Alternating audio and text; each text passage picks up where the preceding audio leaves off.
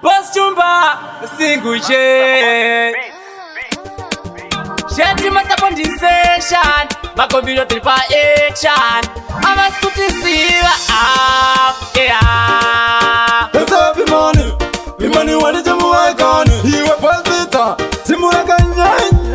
What's it and Akuzanda Kungetu? I did the Kuntemaka Pera Kungetu.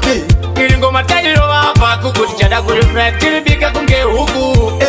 Kusanda kungetuku atidu kunze vakazongo pera kungetoki Asindi kutishadiro hapa kukuchada kureflect kilibika kunge huku Nimalokulita kweta kunge Barcelona Young King kimaboko wanino wapena Vakutanga kuzata vari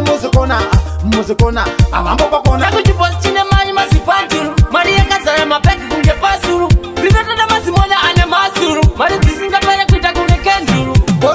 Kuzanda kungetuku atidu kunze vakazongo pera kungetoki Kiringo matayiro hapa kukuchada kureflect kilibika kunge huku Kusanda kungetuku atidu kunze vakazongo pera kungetoki Asindi kutishadiro hapa kukuchada kureflect kilibika kunge huku Akabegi wazina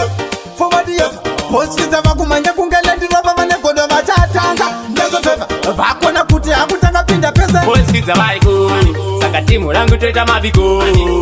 Chadu chibosi chatisimbisa Saka makumbiro unatakudadisa Hospital ndakuzanda kungetuku atidi kunze vakazongo pera kungetoki Kiringo matayiro hapa kukuti chada kureflect kilibika kunge huku Kusanda kungetuku atidi kunze vakazongo pera kungetoki Asindi kutishadiro hapa kukuti chada kureflect kilibika kunge huku Nimalokulita kweta kunge Barcelona Young King kimaboko wanino wapena Vakutanga kuzata vari muzikona Avambo pakona Nakujipost chine mani masipanturu Mari ya kasara mapeki kunge pasuru Zinatanda masimoja ane masuru Mari tisinga pere kuita kunge kenzuru Hospital ndakuzanda kungetuku atidi kunze vakazongo pera kungetoki Kiringo matayiro hapa kukuti chada kureflect kilibika kunge huku Kusanda kungetuku atidi kunze vakazongo pera kungetoki Asindi kutishadiro hapa kukuti chada kureflect kilibika kunge huku Akabegi wazina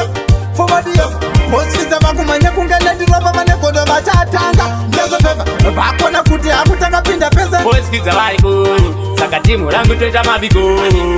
Chadu chibosi chatisimbisa Saka makumbiro unatakudadisa Hospital ndakuzanda kungetuku atidi kunze vakazongo pera kungetoki Kiringo matayiro hapa kukuti chada kureflect kilibika kunge huku Kusanda kungetuku atidi kunze vakazongo pera kungetoki